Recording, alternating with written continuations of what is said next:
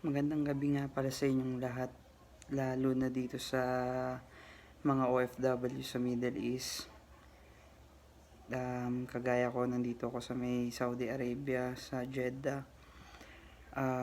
Gusto ko lang din talaga makisawsaw dun sa ano sa PhilHealth issue ngayon sa mga OFW. Tangina panibagong korupsyon na naman to panibagong nakawan na naman ang gusto ng mga to, tapos dadamay na naman tayong mga OFW Kaya gusto ko lang din mag-post ng video sa sariling opinion ko para sa PhilHealth.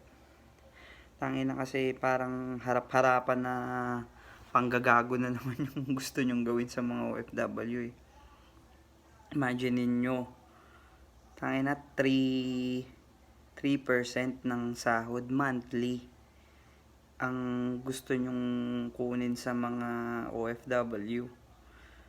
Paano na lang yung mga OFW na hindi naman pinalad sa amo?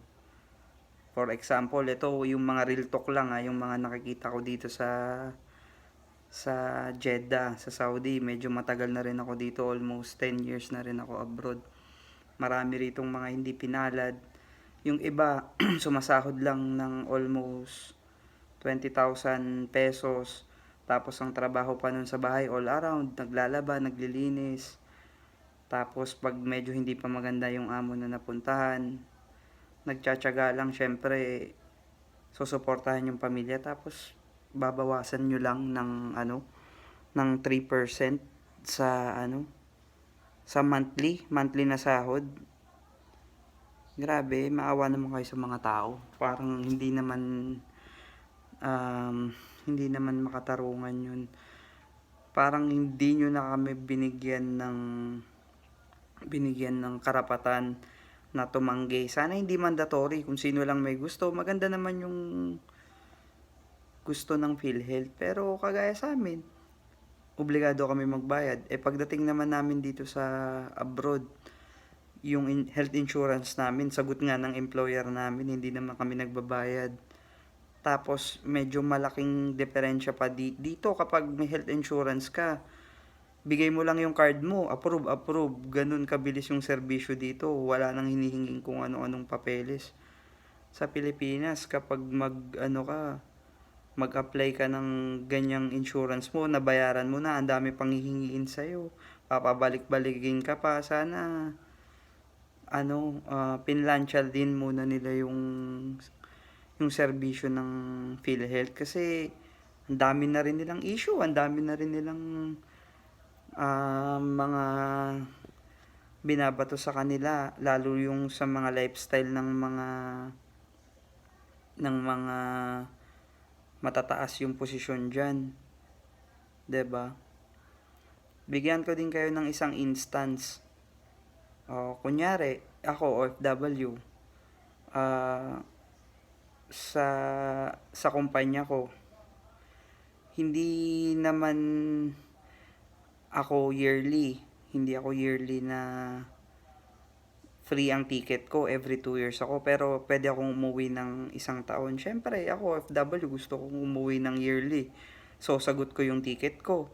Kailangan may pera din ako na handa para sa pagbabakasyon ko. Tapos, idadagdag nyo pa sa akin ngayon yung kailangan kong bayaran sa PhilHealth. Hindi ako makakabalik ng abroad kapag hindi ko yan babayaran. Tapos, pag binayaran ko yan, nasa abroad ako. Yun na nga, hindi ko rin naman siya magagamit. Anong sense nun, 'di ba? Tapos mandatory. Tapos may mga iba din na naka-experience ng ganyan, sasabihin pwedeng i-reimburse pag nagkakasakit, tapos dito nagpapagamot sa ibang bansa. Pag ni-reimburse mo sa Pinas, ang isasagot naman sa'yo, dun ka nagpagamot sa ibang bansa, bakit i-reimburse? Which is bayad naman sa PhilHealth. 1 point na yun. 'Di ba? Isa pang disadvantage niyan, kunwari, ako, OFW, nagkaroon ako ng emergency, wag naman sana, kunyari, namatayan dun sa pamilya namin, may namatayan na OFW, syempre, uuwi yan, emergency. Hindi naman sasagutin ng employer niya ng ticket niya Sasagutin niya yung ticket niya. kailangan niya ng pera para dun sa emergency na nangyari. Dadagdag mo pa yung ano, yung sa PhilHealth na babayaran mo, iisipin mo pa yan. So, anong gagawin ngayon ng OFW? Hindi na lang uuwi. O, napakasakit nun. 'Di ba? Namatayan ka, hindi ka makauwi kasi wala kang pera. Hindi naman lahat ng OFW may pera, may ipon. Lalo yung mga maliliit yung sahod, syempre nagsusuporta sa pamilya yan. 'Di ba? Kaya nagagalit talaga yung mga OFW ngayon kasi hindi talaga makatarungan eh. Tsaka pag ganyan ng ganyan yung gobyerno natin, alam nyo, hindi lang yung mga OFW ang magsasawa eh, baka buong Pilipino magsawa na sa gobyerno. Lahat yan, mag-aklas na yung mga Pilipino dyan sa gobyerno natin pag ganyan eh. Maganda yung layunin ng PhilHealth, maganda naman yung mga nandun sa batas na matutulungan. Kaya nga lang kasi syempre hindi naman lahat ng tao sang-ayon dun. Kagaya ko, magbabayad ako ng ganun tapos hindi naman ako makikinabang.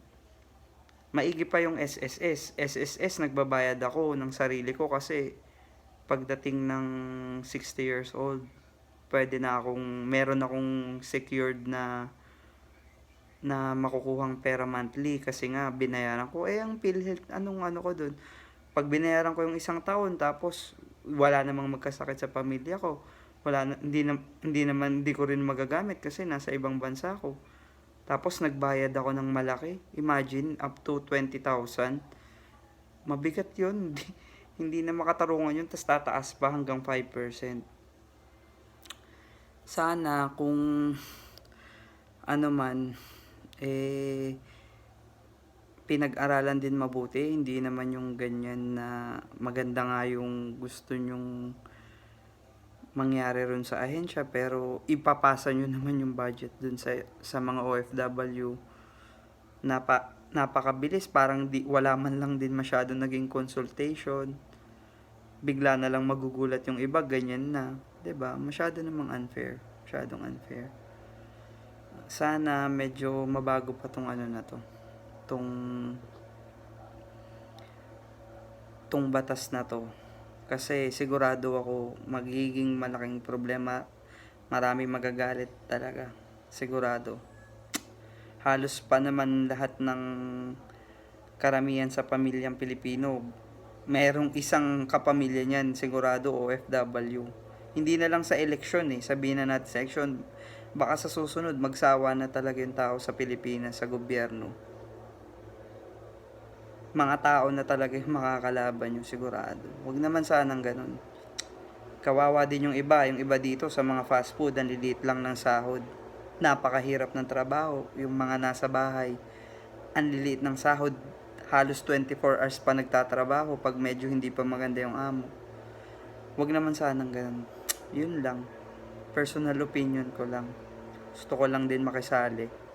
Kasi gusto ko din ilabas yung sa loobin ko kasi experience ko naman talaga. Halos ang tagal ko na nagtrabaho sa abroad. Ngayon lang nangyari to. Yun, ingat sa lahat. Tapos yung ano pala, naalala ko, nung ngayon, yung iba dito, no work, no pay. Wala ring trabaho. Tapos yung mga pamilya nila sa Pinas, hindi rin nabibigyan ng ayuda kasi nga may OFW daw sila. Hindi naman kami tumatay ng pera dito. Hindi naman kami namumulot ng pera dito. Hindi rin lahat ng tao dito maganda yung kapalaran. Nagbabaka sakali lang talaga lahat sumusugal para may ahon yung pamilya nila sa ibang bansa, which is hindi pa nila alam kung anong kahihinatnan nila dito. Kaya wag naman sanang ganun, protektahan nyo din naman kami. Malaki din naman yung natutulong ng mga OFW sa ekonomiya ng bansa. Huwag nyo na talagang sanang hintayin na magsawa na lahat ng tao, mga Pilipino, sa mga ganyang kalakaran. Yun lang. Sige, salamat sa oras nyo.